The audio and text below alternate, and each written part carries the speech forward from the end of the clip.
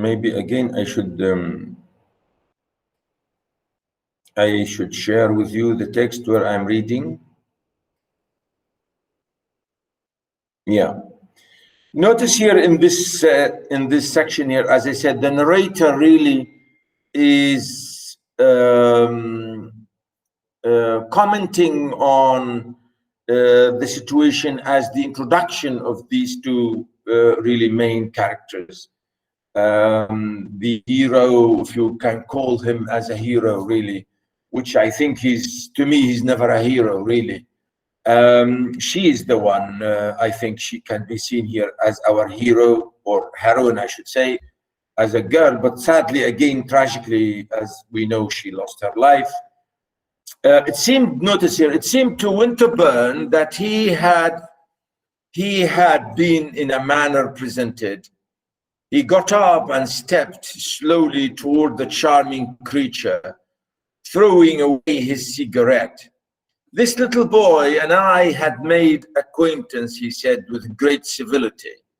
In Geneva, as had been perfectly aware, a young man wasn't at liberty to speak to a young unmarried lady, save under certain rarely occurring conditions. Again, I think the narrator here is saying that people sometimes don't speak like that, so spontaneously or openly, as if to say, society is not like that, or people will not sort of, immediately come and speak to each other without, any introduction. So here the narrator is a bit commenting and saying that this immediate sort of spontaneous talk between Winterburn and this family is a bit unusual, which is, to me, I think there's nothing unusual about it. But here at Vevey, what conditions could be better than these? A pretty American girl coming to stand in front of you in a garden with all the confidence in life. You see, this is it. Maybe this is it. I think this section here by the narrator saying, maybe this is one of the first absolutely lovely description or epithets of Daisy, and that's why maybe people will not understand her. She is a very absolutely spontaneous, natural, confident girl in every sense of the word. She has no really, if you like, idiosyncrasies, no crazy sort of things about her. Again, notice here the comparison. A pretty American girl coming to stand in front of you in a garden with all the confidence in life. Again, I think there's here a little bit of symbolism about being, in a garden, to stand like a real lovely, beautiful rose or flower, standing in front of you. You have to look at it. And really, this is the idea here. I think the narrator immediately is showing how lovely this young lady is, and we want to enjoy and her and look at her and talk to her and know her and so on. Remember, as I said, this is the narrator, the narrator, not Winterburn or anybody. This pretty American girl, whatever that might prove, no hearing Winterburn's observation, simply glanced at him. Then she turned her head and looked over the parapet at the lake and the opposite mountains. Really, again, this sentence, it shows, she looked at him as anybody else. She was looking out into nature. She was just, as normal, as absolutely normal as anybody else. She didn't think that he's something to be really crazy about or anything. She was just looking at him as if she was looking at the lake or looking at the mountain or looking at anything. That's why it's saying simply glanced at him. He wondered whether he had gone too far, but decided that he must gallantly advance rather than retreat. Again, the narrator here is indirectly telling us, is it polite to go and talk to her, you know, to her, because he's a stranger and she's a stranger to him? Is it polite? Is it nice? Is it okay? You know, again, the narrator here really is indirectly criticizing, you know, the Victorian attitudes towards, you know, everything, if you like, in life. While he was thinking of something else to say, the young lady turned again to the little boy, whom she addressed quite as if they were alone together. I should like to know where you got that pole. Again, you know, the girl here, Daisy, spoke to her brother in a very natural way, as if he was just she and him, nobody else, as if to say she is natural, speaking to her brother and telling him what he's you know he's doing, and so on. And her brother said, I bought it. You don't mean to say you are going to take it to Italy? Yes, I'm going to take it to, you know. The idea really, you know, something, it's not really very important. I wanted really to move on to see how you know, they started speaking, mean the two, you know, Winterburn and the narrate and you know, Daisy. And the narrator here in the next section really gave us more and more ideas or judgments, or if you like, comments on the two characters here. If you like, the question really is the spontaneity, the naturalness, the simplicity, the lovely you know, atmosphere that this family really is having. So why should be classed? Later on we shall see, of course, that how she was classed as being abnormal, or not maybe not normal in her behavior or something. Notice here again, the young lady inspected her. I don't know, I'm receiving so many messages from Oman and from Oman Tel or Oman Thinks. I don't know, today, I think because of the National Day. Anyway, happy National Day to all of you, by the way, ladies and gentlemen. The young lady inspected her flounces and smoothed her ribbon again, and Winterbourne presently risked an observation on the beauty of the view. He was ceasing to be in doubt, for he had begun to perceive that she was really not in the least embarrassed. You see, now, again, notice the narrator is always picking on the idea that could she be normal? Could she be natural? And could he, you know, be okay to speak to her, and so on. So that's, again, when you say he was ceasing to be in doubt about, you know, whether to speak to her or not. Notice, she might be cold, she might be austere, she might be even prim, for that was apparently he had already so generalized. And I think this is the crazy thing we have here. Really is the idea of generalization and stigmatization, how people classify and how people really stereotype and generalize, overgeneralize things without really knowing. And this is the narrator here really immediately say, and this is the problem later, people generalized and stereotyped her as being open, as being loose, as being maybe wild, or maybe a flirt, when she was never a flirt, really. She was not a flirt. She was seen as a flirt when she was not. Again, you know, because of this, what I say, the question of I say generalization or stigmatization or even marginalization to some extent by society. And I think this is his, even here, the narrator saying to us, maybe Winterburn is a bit, you know, using this sense of generalization about things. What the most distant American girls did, again, not to use the word distant, you know, distant American girls, you know, why, you know, again, to say, as if to say distant, what does it mean here, distant?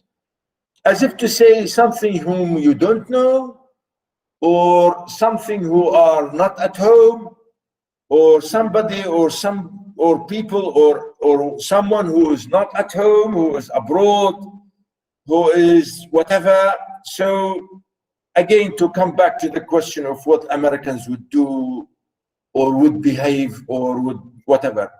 So that's why here he's still thinking about, you know, this stigma or this picture or this outside type, or as I said, stereotype. They came and planted themselves straight in front of you to show how rigidly unapproachable they were.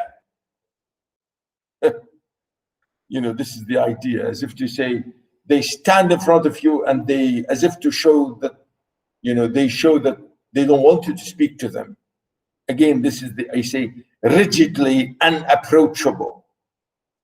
There hadn't been the slightest flush in her fresh fairness, however, so that she was clearly neither offended nor flattered.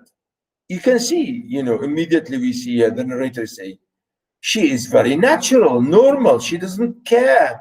You know, to her, he's a stranger, and she's not interested in anything.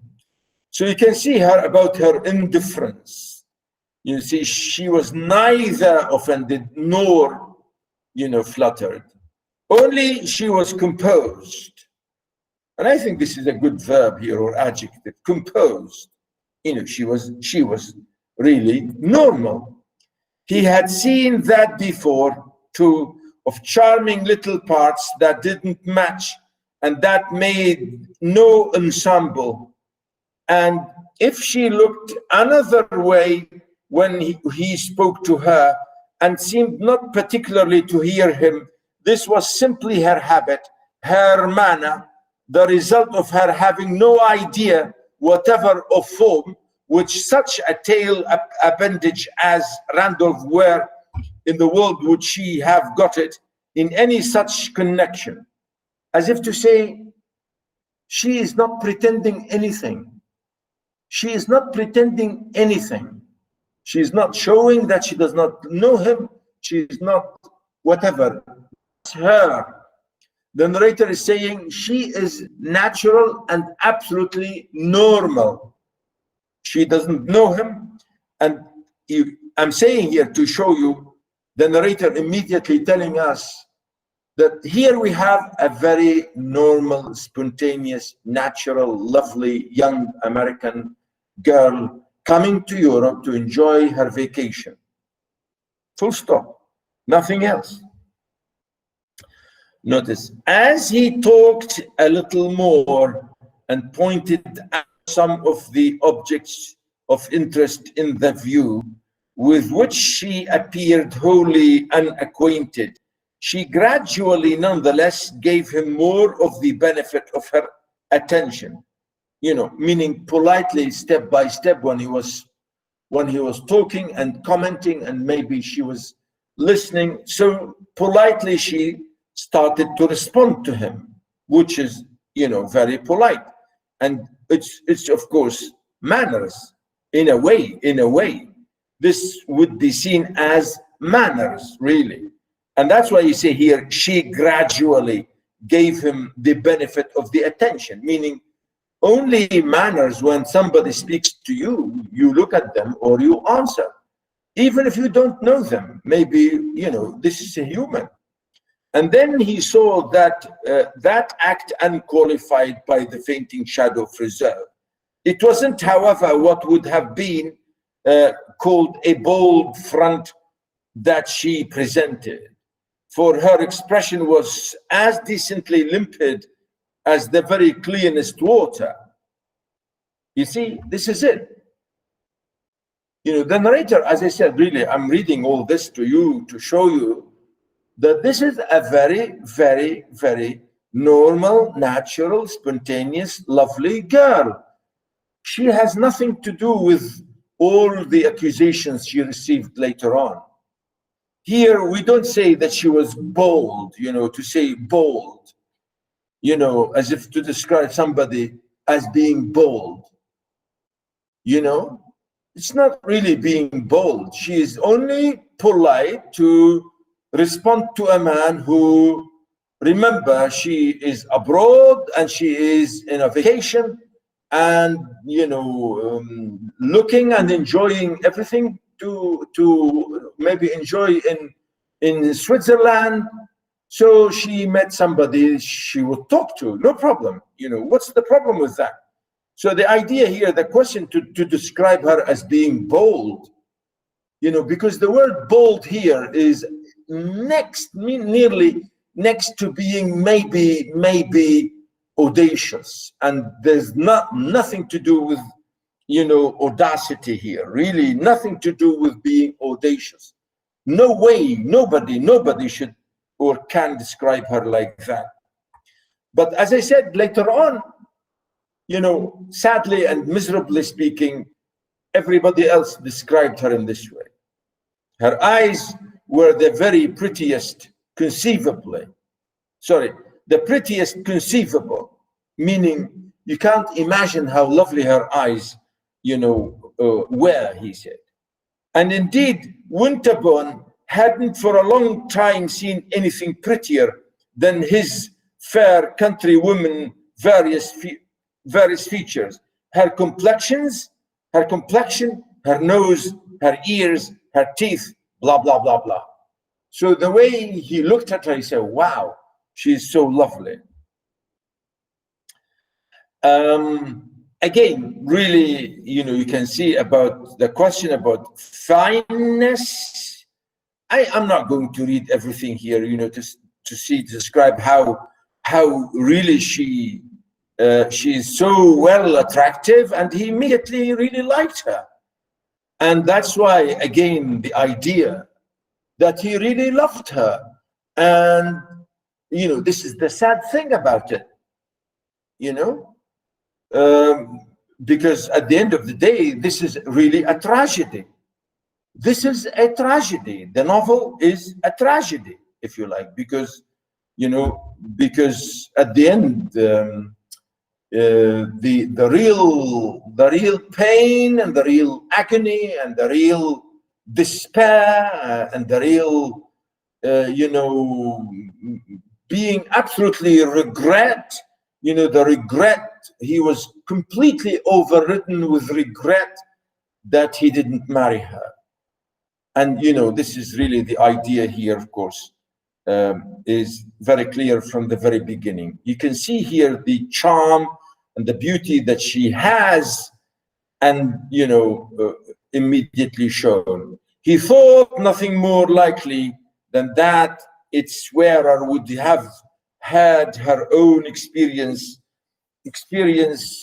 Let me bring this a little bit so I can, maybe you can see my, yeah, my lines better. Notice, and I can read it even better myself. Notice when you say here about the charms, notice her charms, really, this is the word I want to say. The idea that to him, she was completely, absolutely very charmful. Again, the question about confidence. And I think this is the idea, maybe this is the idea when people did not understand or really misinterpreted her confidence to be, you know, to be maybe wild, or maybe the behavior was abnormal or something. And you know, this is really the terrible thing about it. But even should she depend on this for her main amusement, her bright, sweet, superficial little visage gave but neither mockery nor irony. So you see again here the way all her features and her looks, again notice here visage, the question of her visage, everything about her seemed to be absolutely natural. Neither mockery nor irony. As if to say she's completely, you know, spontaneous and clear and normal, blah, blah, blah. Before long, it became clear that however these things might be, she was much disposed to conversation. She remarked to Winterbourne that they were going to Rome for the winter. She and her mother and Randolph. Here the narrator is summarizing to us the first parts of the conversation between Winterbourne and her, and here the way she asked him if he was a real American. Again here to see again about the question of what is American, what is real American, and what do we mean by real American? Do we have unreal Americans? You know, do we have unreal Americans? And I think this is a very sort of racist, really it's a racist, you know, sort of, if you like, you know, terminology here. She wouldn't have taken him for one. He seemed more like a German, you see. So here the narrator, and I think James, is starting to pick up the point of racism and the origin. Well, all Americans, you know, this is really crazy, isn't it? Because all Americans are originally not real Americans. Yeah, absolutely.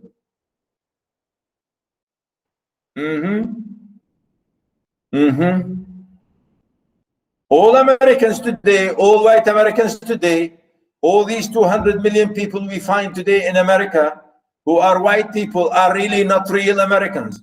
Not real Americans. Fine, full stop. Isn't it? So, again, I think this is part of the question about racism, and people, you know, really are really crazy to talk about real. Well, America, originally, real Americans are the Red Indians, are the natives. Really, the real Aboriginal, absolutely Red Indian, or they call them Indian, Native Americans, are the real Americans. Whereas German, Irish, English, French, Spanish, blah, blah, blah, blah, they were all immigrants. They came to America. And this is the funny thing, they call themselves real Americans. And that's not true. Only 200 years back, remember, only 200 years back, not far, really not far. 200, 250, 200, 350, whatever. So you see, so why you say real Americans? I think, again, the narrator, you know, and James, as I said, really always, and writers always really pick up this idea, and I think criticize it in so many ways.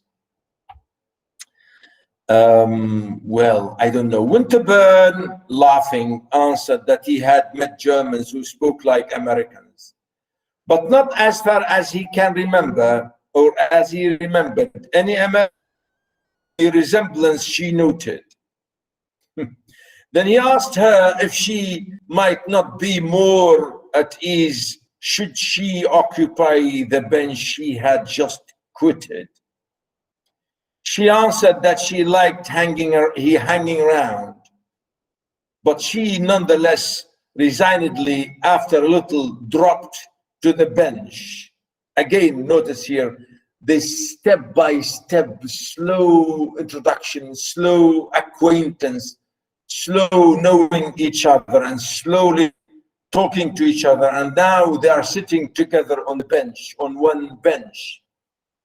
Notice here the narrator how is, giving this in a nice way. Again, I think mainly to tell us how this young lady is absolutely normal, natural, spontaneous.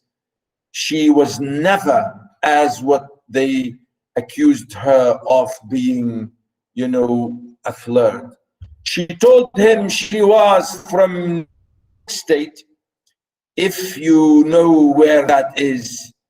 But our friend really quickened his current by catching hold of her small, slippery brother and making him stand a few moments by his side. Tell me your honest name, my boy. So he artfully proceeded, in response to which the child was indeed unvarnished. Randolph C. Miller. And I will tell you hers, with which he leveled his. Again, the idea really is, to me, I think, and any modern society, this is natural. And I think I'm not going to read all this. And he, they got to know each other, and they spoke, and about their family, and about the question about their father, questioning here about their family and so on. Okay, really, I really don't have time to read all this, but please read all that, because it's really lovely here to see how this novel develops. Notice on the next page here, when page 11, notice Miss Miller. Yes, said Miss Miller, has made me wish I was here, but I didn't have done that for dresses. I'm sure they send all the pretty ones to America. You see, the most frightful thing here, the only thing I don't like, she proceeded, is the society. You see here, I think the question here, and I think this is the idea correct.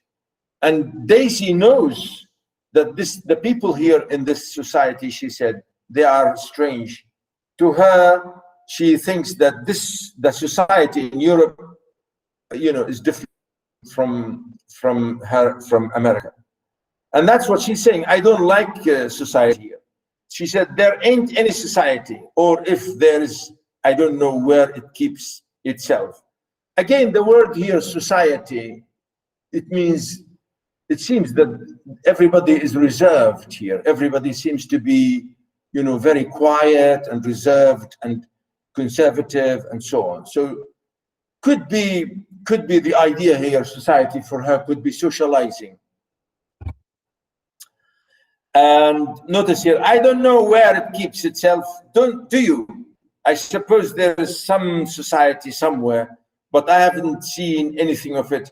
I'm very fond of society, and I've always had plenty of it. I don't mean only in in New York or whatever. Of course, here it means that in Europe it seems that society is quite reserved, is quite conservative, maybe, is not sort of open, and she doesn't feel happy completely because she likes people and she likes to go out and she likes to talk and she likes to meet people and to be very spontaneous again. And this is the idea. She said, I love society and I want to, fond of society. And here she used the word society to mean socializing and to go out and talk and meet people, etc. And she says that, she said, I've always had, she said, a great deal of a gentleman's society. She's saying, I have so many friends, and I have so many friends, all kinds of friends, boys and girls. And she said, I enjoy having a lot of friends. And she says it, even a great deal of a gentleman's society. Poor Winterbourne was amused and perplexed. here the idea started to, worry him when she said, I like to have a lot of friends, right? And really, she said that when she said here, I have noticed, I think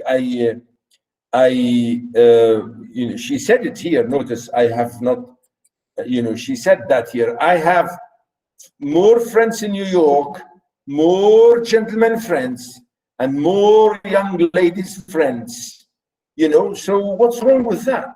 She likes people, just that. She's normal.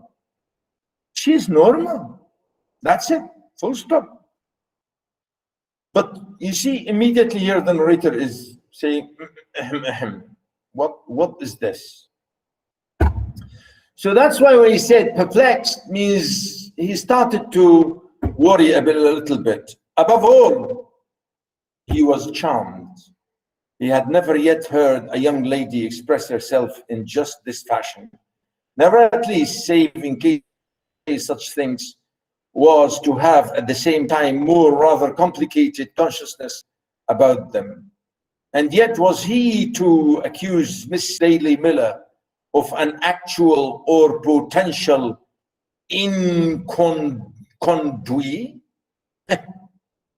You see, this is it. Again, using the word in French, inconduit. Can we accuse her?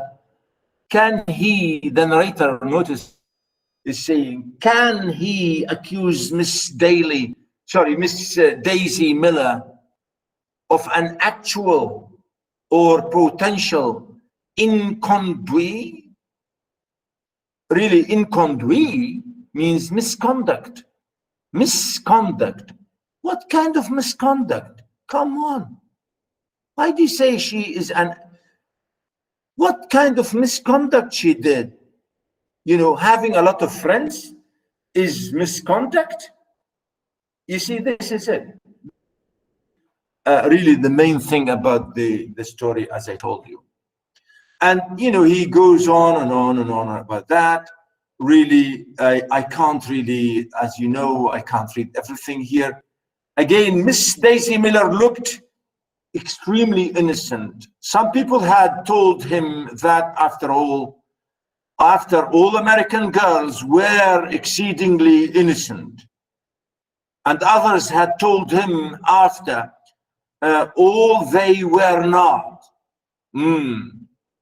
He must on the whole take Miss Daisy Miller for a pretty American flirt. Well. You see, this is the narrator's judgment and commentary and really rejection of what he, reflecting society, to say about her behavior. Again, when we say here about audacious, and this is the word I used to you before, audacity, and here the word audacious here, I did not highlight it, and I think now I see it, I think it's a good word to think of. No, she was not, absolutely not a flirt. He had never as yet had relations with representatives of that class.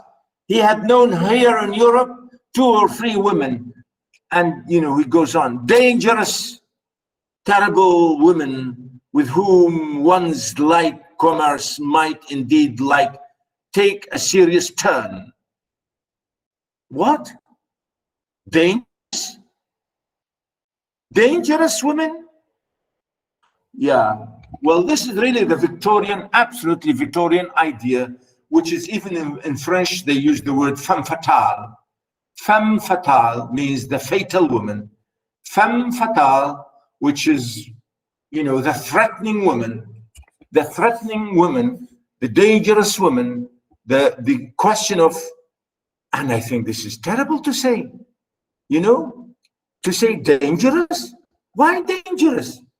Why dangerous? Again, notice here that he used the word coquette. Notice that the word here, again, I think I should highlight it. Coquette? Yeah, anybody can tell me what is this coquette here? Do you know? Anybody? In Arabic, in Omani, Shaima, Wafa? Yeah? No? Sarah? Sarah?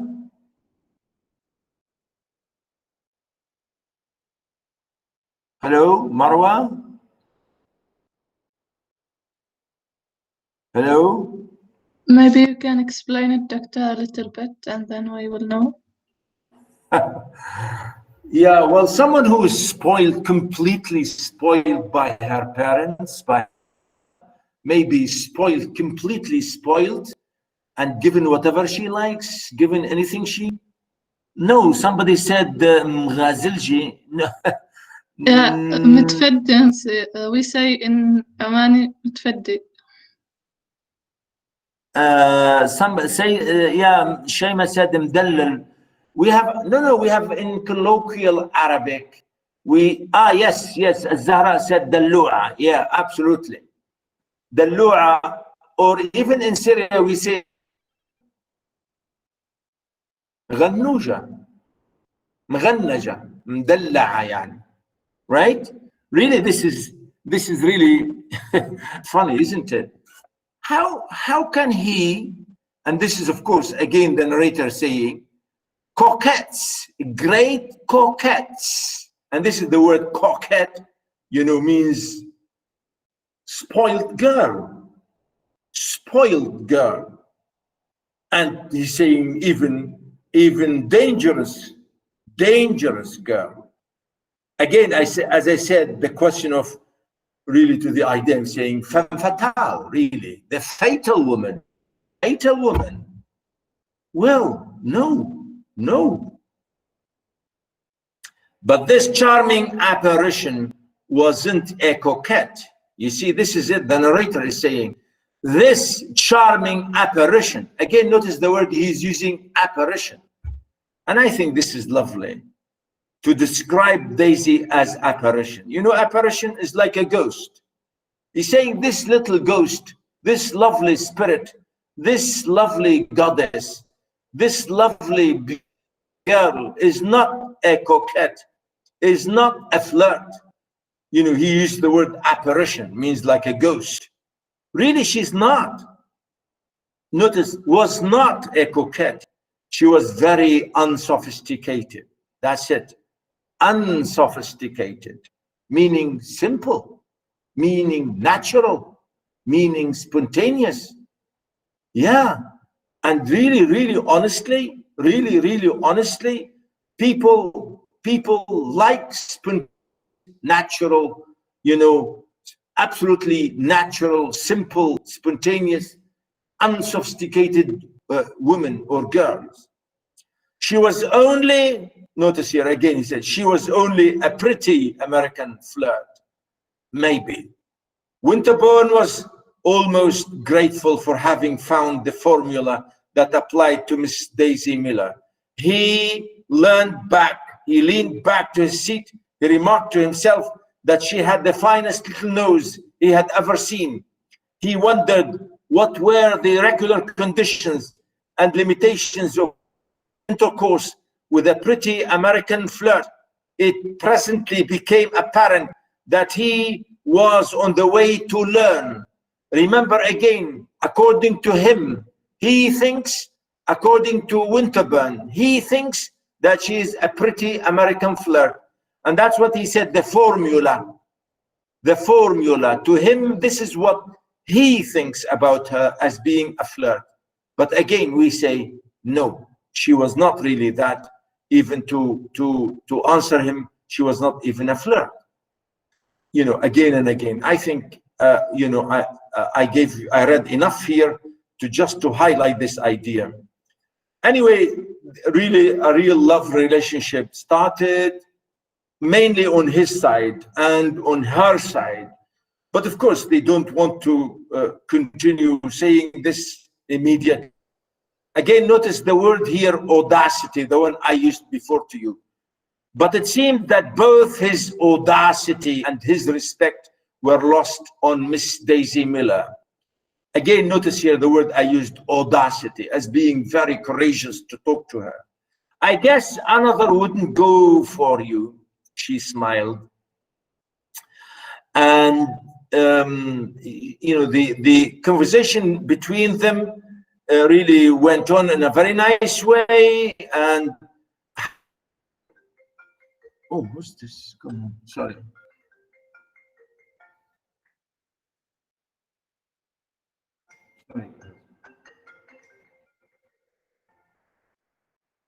Sorry. Now, really, the idea here, as I'm saying, the question all the time is, he is really, sorry.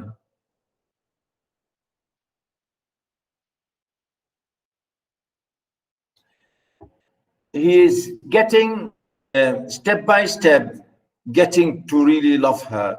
And, you know, a real good relationship between them went in a nice way. But sadly, this is the idea.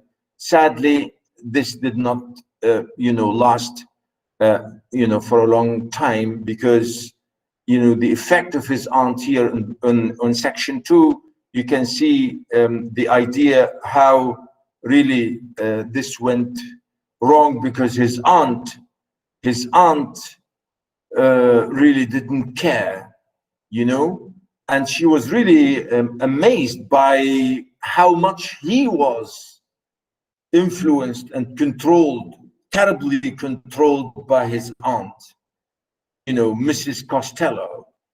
And she gave so many negative images or epithets or Victorian crazy things about you know, her, meaning, you know, Daisy and her family, her mother and brother. And you can see this in this next section. Slowly, he wanted to say this young lady is nice and so on and so forth. But you see, he did not sort of succeed. He was always trying hard, really, trying hard to make his aunt accept to see her, but she refused. And I think this is really bad in a way. We can see this. I don't know, did I lose connection? No, Did I lose? Sorry? We still hear you. No, doctor. Yeah, I thought, yeah. Yeah, okay, good. Notice here, really, we see more discussion of the crazy American, I think, as I said, the stigma and the classification of, again, going back to the same idea of stereotyping. Notice here, again, notice, he at once recognized from her tone, meaning his aunt's tone, that Miss Daisy Miller's place in the social scale was low. I'm afraid you don't approve of them, he pursued. You know, notice here immediately his aunt decided, by just looking in such a funny way, by thinking that she is, you know, from a low class. Again, this idea really is very bad, to immediately have this, as I say, what we call really, of course, it is prejudice, total prejudice.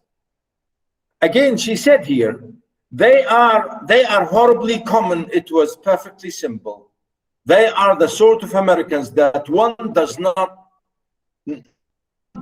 one's duty by just ignoring. You see, so this is her judgment. You know, as if to say she's one of those Americans who are, you know, ugly and low, and you know, we don't want and we don't care about, and we need only to ignore them. You just ignore them. the young man took it in. You know, here Winterborn and his aunt speaking. I can't, my dear Frederick, I wouldn't if I had to, but I have to. You see here the word I cannot. Notice even she said, I can't not, meaning I cannot not ignore them, because meaning I have to ignore them. Because to me, they are terrible and they are ugly and they are not my type. And I think this is it. This is what we call classification, stigmatization, marginalization, and really prejudice, absolute prejudice. His aunt, Mrs. Costello, rejected all the time to meet Daisy, beautiful, lovely Daisy. And he told her, I love her, blah, blah, blah, blah. And she worked hard to tell him that she is not what you think. She is not what you think. And she completely, nearly convinced him. And that's why he was, you know, ignorant enough to accept, ignorant enough to listen to his aunt and not to listen to his heart and mind, because he really liked her, loved her, but that's the tragedy about it. The little girl, notice he said, the little girl is very pretty. Again, notice he uses the word little, as if to say to his aunt, come on, come, oh, for God's sake, who's this?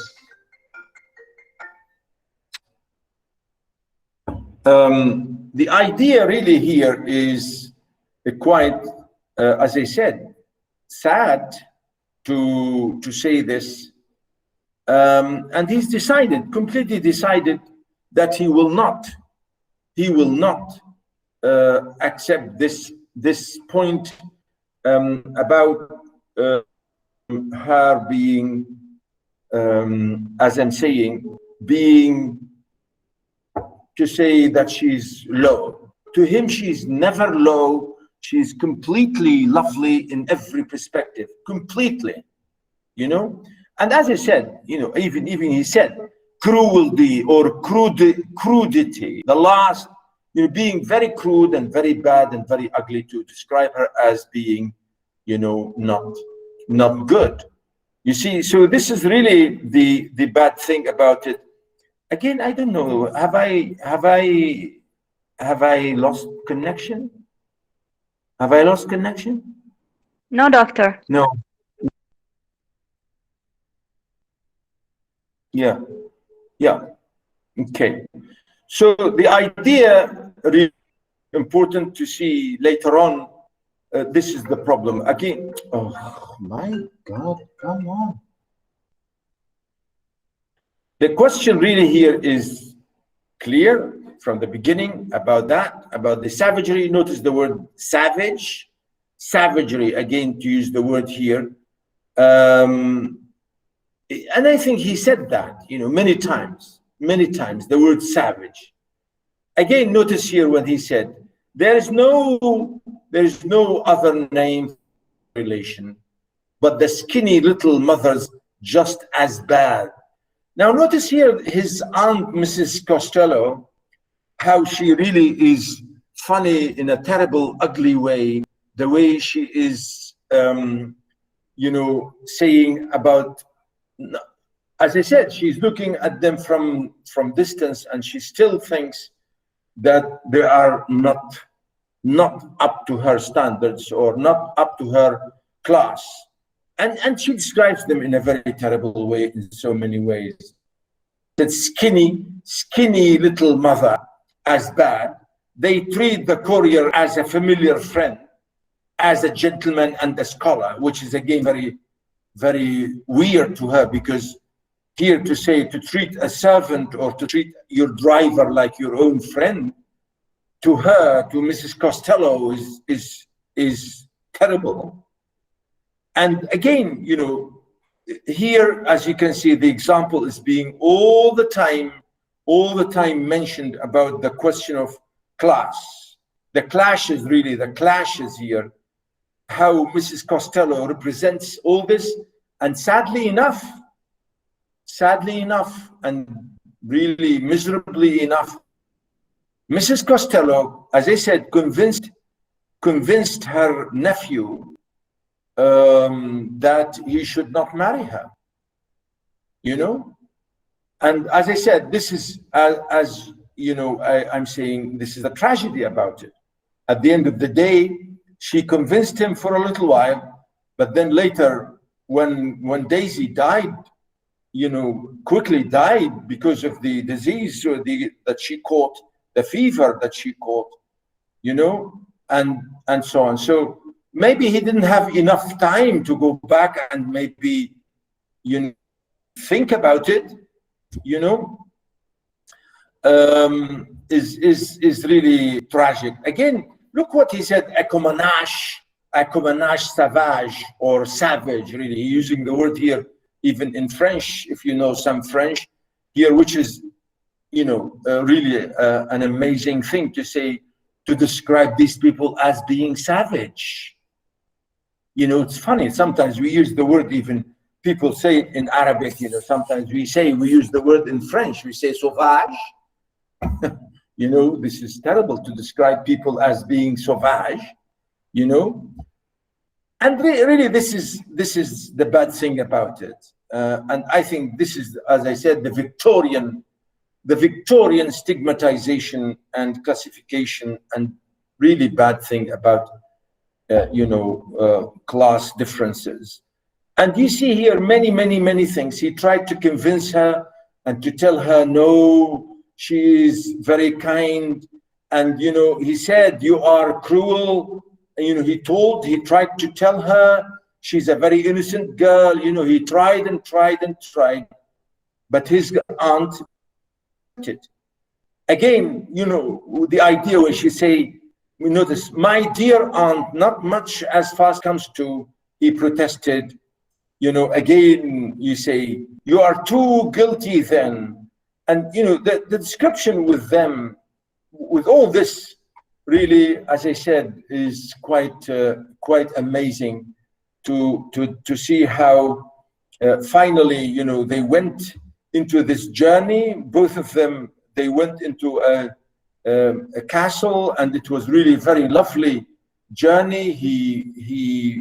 They met even more and more, and he was really absolutely, you know, in love with her, and so on. Notice here, for example, notice the idea. Daisy, of course, was speaking here in the way she's very spontaneous again with him. I want to know her very much. I know just what you're on. I know, you notice here, even Daisy knows these kind, you know, such kind, or such people, or the kind of people that may be his aunt. So it shows here really Daisy is aware and intelligent enough to know all these kinds of things. I know I would like her. She would be very exclusive. I like a lady to be exclusive. I'm dying to be exclusive myself. Well, I guess we are exclusive. Mother and I, we don't speak to anyone, or they don't speak to us. I suppose it's about the same thing. Anyway, I shall be ever so glad to meet your aunt. Now, notice, really, it's a shame that here we see her absolutely innocently, straightforwardly, and spontaneously honest. Of course, unlike his aunt. His aunt does not want to see her. His aunt doesn't think that she is up to her. And, you know, again, later on, we shall see that this is really the tragedy. And Winterbourne, as you can see, he was embarrassed. Notice the word here. He was embarrassed because he knew that his aunt would not. But of course, he couldn't tell her. He couldn't tell her. Again, in a way, she said, your aunt doesn't notice. She does not want to know me. notice, Daisy knew step by step that, you know, she thought that maybe his aunt is running away from her and she does not want to see her. She does not want to know me, but she then slightly broke out. Why don't you say so? You needn't be afraid. I am not afraid. Winterbourne distinguished, however, a wee false note in this. He was touched, shocked, mortified by it. My dear young lady, she knows no one. She goes through life immured. It's her wretched health. You see, really, Winterbourne is ashamed of his aunt. He can't tell her that my aunt is funny. You can't tell her my aunt is show off. He can't tell her she's wicked, who will not look at you because she thinks you are a low class. He can't tell her that my aunt is ugly because she does not like you, because she thinks you are low, and so on. He's embarrassed, absolutely embarrassed. And he couldn't tell her. Again, you know, he felt, notice here, he felt quite ready to sacrifice his aunt. Look at this. He felt quite ready to sacrifice his aunt, to acknowledge she was a proud woman. This is it. He wanted to tell her that my aunt is ugly, my aunt is rude, my aunt is blah, blah, blah. You see? But as I said, all the time, step by step, you know, she learned all that. And again, notice again here, he met, notice here the narrator compared, he met her mother. And notice how her mother approved of him in a nice way, unlike his aunt. And here the narrator is bringing another example to say how lovely the Millers were. Daisy, her mother, and her young boy, her brother, young brother, in comparison to his aunt and him. And I'll read this here for you really as maybe the last bit here. Notice, I'm afraid your mother doesn't approve of my walking with you. She gave him, he thought, the other. Again, notice, he thought. It is not for me. It's for you. It's for her. Well, I don't know who it is for, but mother doesn't like any of my gentlemen friends.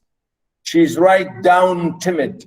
She always makes a fuss if I introduce a gentleman, but I do introduce them almost always.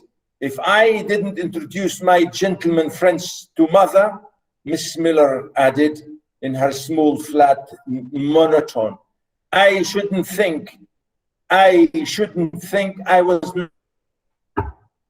This is it. This is it. You see, she has nothing to hide. She has nothing to hide. You see, she said, my mother, maybe because she's my mother, because she knows, you know, our age is different than her age, but she still knows my friends, and I introduce my friends, and I introduce them innocently and naturally and natural way. And my mother is okay about it. Later on, she understands and she says, okay, as you are natural and you are okay, fine. You know, again, you see here all these examples of contrasts, really contrasts between what Daisy really is, what really Daisy is, and her family really is, compared to Winterbourne and all the American, if you like, traditionalist, Victorian, crazy Victorian, masculine sort of society. And I think I will stop here, boys and girls. Please read all of this for next time, because next time is going to be our last lecture in this. I will try to highlight the main thing for you. Maybe I will later, maybe I will send you this highlighted edition. I will send you this highlighted edition later on, okay? Okay, thanks. I will send you this highlighted edition that I did it for you, especially to really because I really highlighted a lot. Maybe you will say, you know, this is too much, doctor, but really this is a lovely story. I want you to read it all, and you really have to sort of, I thought that you would see the lovely narrative, the lovely story that James is really doing for us. Right, next time is going to be the last one. And that's it for today, ladies and gentlemen. Thanks for being with me and for listening. And I will stop recording. And if you have really any question, you can ask, no problem.